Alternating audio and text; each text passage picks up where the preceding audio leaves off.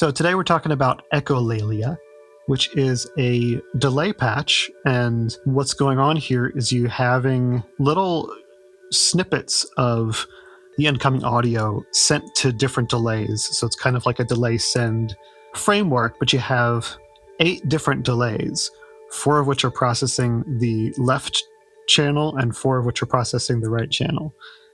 So you have your stereo inputs, but the delays themselves aren't divided left to right. But they are panned left and right, and some of them are fixed and some of them are moving around.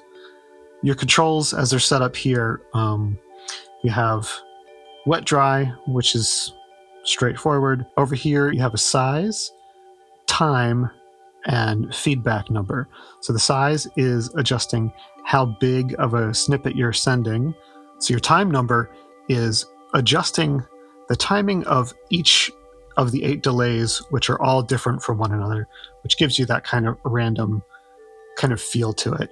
But you have an adjustment that gives, all of your delays shorter or all of your delays longer, but they're going to stay different from one another throughout that whole spectrum. And then you have feedback, which is straightforward, obvious.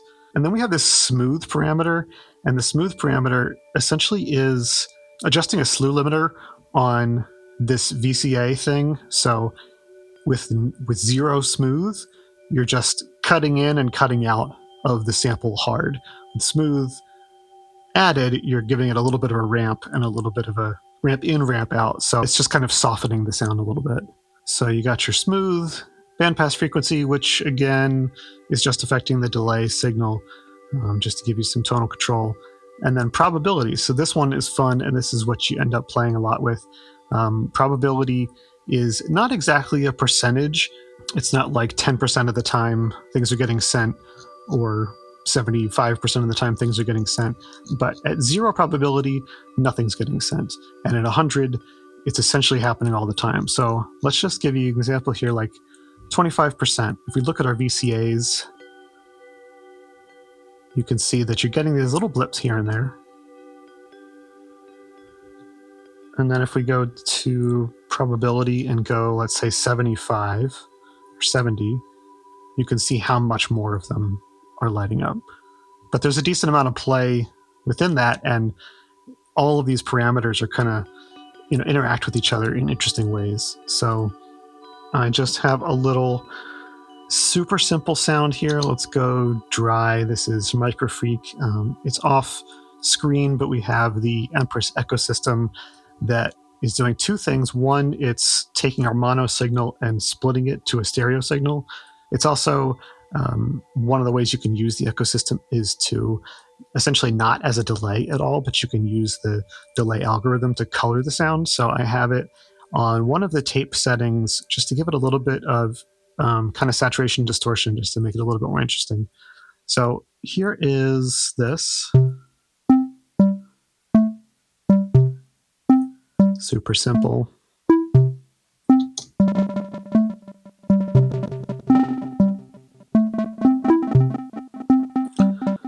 And so the probability is pretty high right now. That's still pretty high.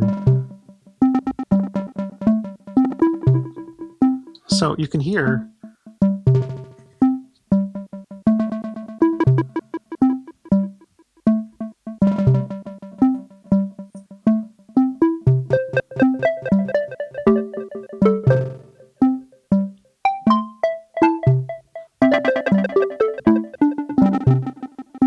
probability up.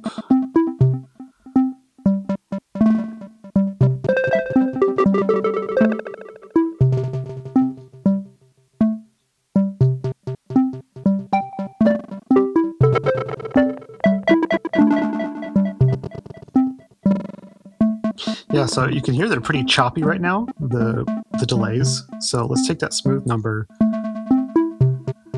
add just a little bit of smooth.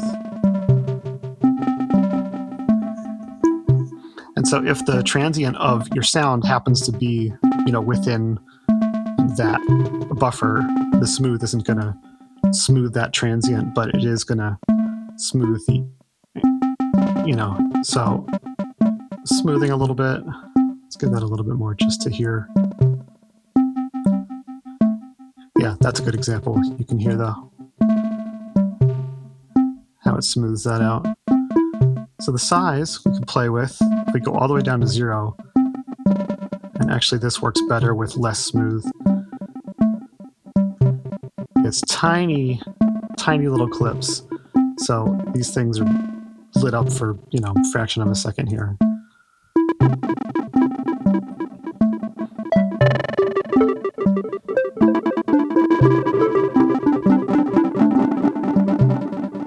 Let's go size big to hear how that changes.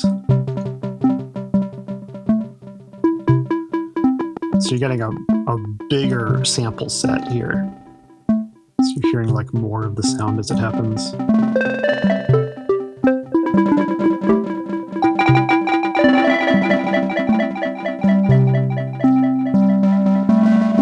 And then time is straightforward. So we go all the way down. And it kind of takes the whole range of delays and moves that window down. So not everyone is going to be incredibly short, but you're not going to have anything particularly long. This one, it gets fun to have more feedback.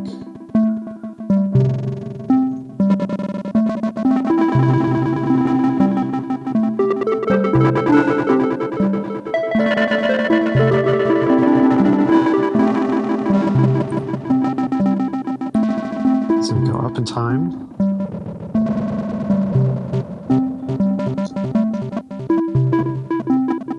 Yeah, you can just hear how they all get a little bit more. Now, I don't remember what the setting ends up being, but, it gets pretty crazy.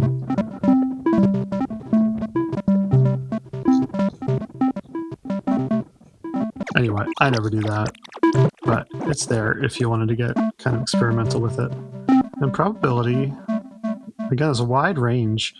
Once you get around 15%, it's really sparse.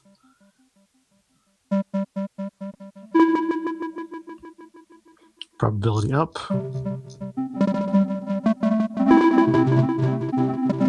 A lot more dense. All the way up here. Even that, it's not just like all the time. It's kind of set, so it's just more dense that way. Yeah, so pretty straightforward controls. So let's talk about some of the behind the scenes stuff here. There's kind of a lot going on under the hood on this one. So your main page here is controls. Our next page is VCAs. So you have 8 VCAs, 4 left, 4 right, that are processing, your stereo inputs. And you can see as these blinkies happen, those are what's being sent to your 8 different delay lines. So our next page, 4 delays. This is all for your left, and you have them for your right. And the delays, they're just delay lines. You can see that each one has a different setting, and the 4 for the left are different settings than the 4 on the right, just to give that kind of random feeling to it. And so that time is what's adjusted by your time button on the front page, and then this VCA is what's feeding back into the delay lines, and that VCA amount, or the level rather, is what's controlled by your feedback.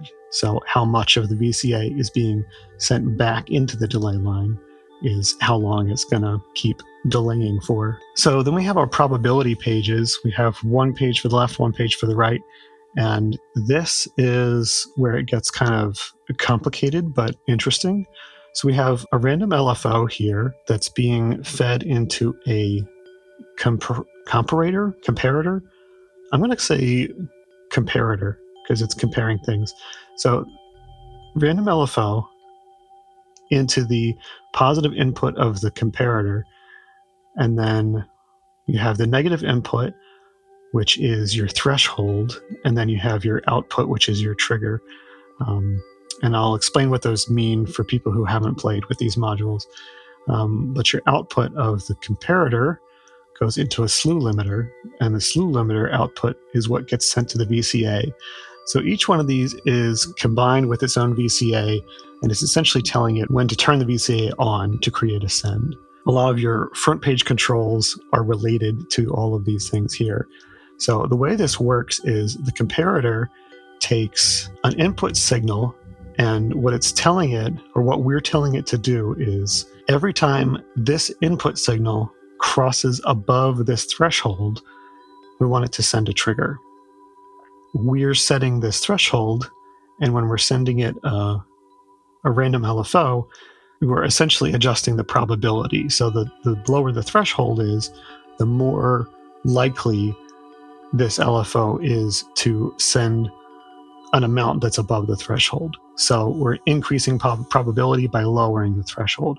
So on our front page, that probability adjustment that's what's lowering this threshold. When it sends a trigger, it's going through the slew limiter, and the slew limiter is what adjusts the VCA level. And the reason I put this here was because that smooth knob on the front panel, that's adjusting the slew amount.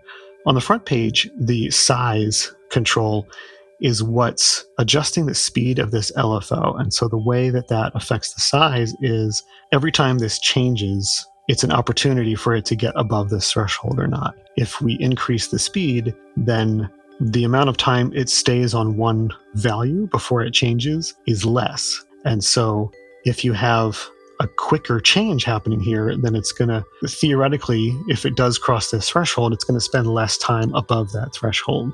And so it's effectively going to take this trigger and shorten it. It's not a direct correlation, because as the threshold lowers, you may have multiple values that end up above that threshold before it comes back down. If we go to our size number and we just go full on, you can see they're spending a lot more time with that VCA open. If we go short, it's these tiny little blips. And then so after our probability pages, we have our panning modules here. So we have 4 audio panners. 2 of them are fixed and 2 of them are LFO controlled. And so you have 8 different delays and 4 different panners. And I didn't feel like it was necessary to create 8 panning modules. So we have a left and a right sent here, a left and a right sent here, a left and a right sent here, a left and right sent here. So your left signal and your right signal are processed separately, but how it translates to the overall stereo image, all those things are getting kind of mixed and matched and moved around. The relative delay times between the 2 delays sent here and here and here and here are all kind of different to give, a sense of variety and a sense of that kind of random feel. And then on this page 2, we have our vibrato, because we want warble on everything. It sounds cool. And also it gives us just another way to kind of differentiate the wet signal from the dry signal. And so after our vibrato page, stereo in, stereo out, this is our audio balance module. So this is your wet and dry control. And then you just have your 2 bandpass filters here, left and right, and a VCA, which I don't remember what this controls. I think what I did was I just sent all the delay lines to one VCA. So when I was building it, I didn't have to reconnect or disconnect every output. I could just do it all through this one VCA. So that's just sitting there. But yeah, that's all the stuff. But yeah, these are a lot of fun to build. I get to learn a lot and explore just kind of different ways to create controlled chaos, I guess, is a way to think about it with this one. I hope you guys enjoy. Thanks for watching, and we'll see you on the next one.